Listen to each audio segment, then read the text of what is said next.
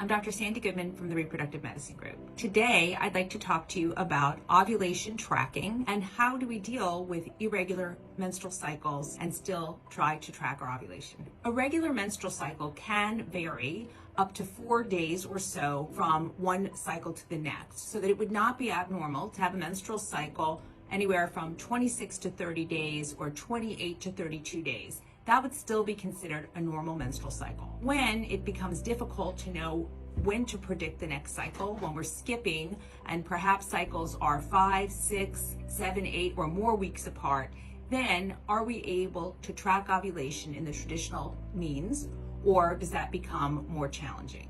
Ovulation generally occurs approximately 2 weeks prior to the next menstrual cycle. And that can be very challenging when we do not know when the next menstrual cycle is going to occur, so that we can back up and time the correct days to try to conceive. Ovulation trackers that we use either by urine testing or other means generally are relying on a regular menstrual cycle.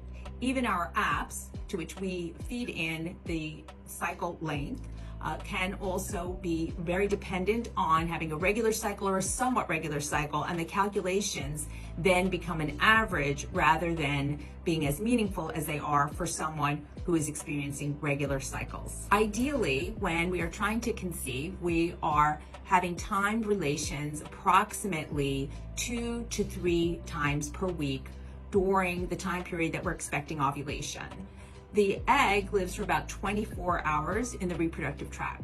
So we need to have sperm present prior to or during that 24-hour period of time. Now, sperm can generally live in the reproductive tract anywhere from 3 to 6 days, so that we don't have to have exact timing, but certainly we want to be sure that the sperm and egg are healthy in the reproductive tract together.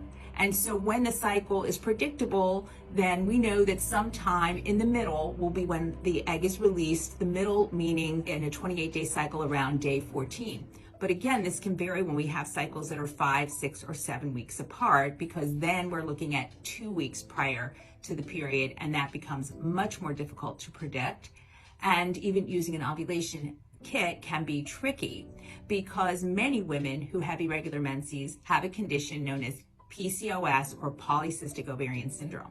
And part of that syndrome can be that they are excreting an elevated amount of LH hormone. And that very LH hormone is what is picked up by the tracking kits. And so we might be experiencing what we think is an LH surge, when in fact it's just an elevated level in a woman who has PCOS, and that might occur multiple days during the month. And it doesn't mean that we are ovulating multiple days in the month, but rather that we're picking up this extra LH in the urine.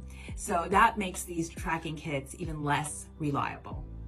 Cervical mucus, which can be useful for women who have regular menstrual cycles, because generally as the estrogen increases, we are nearing ovulation, and so an increase in the cervical mucus can mean that ovulation is impending. However, for women with irregular menstrual cycles, especially women with PCOS, they may have an elevated estrogen level throughout the month, so that they might think that this extra cervical mucus is a marker for ovulation about to occur, but in fact that may not be a reliable indicator for women who have irregular menstrual cycles. Although we generally define infertility as trying to conceive for greater than 1 year in women who are under the age of 35, or for greater than 6 months for women who are over the age of 35. For women who have irregular menstrual cycles, it's important to see a fertility specialist sooner rather than later, because we are not able to track that ovulation and give the best effort to try to become pregnant. So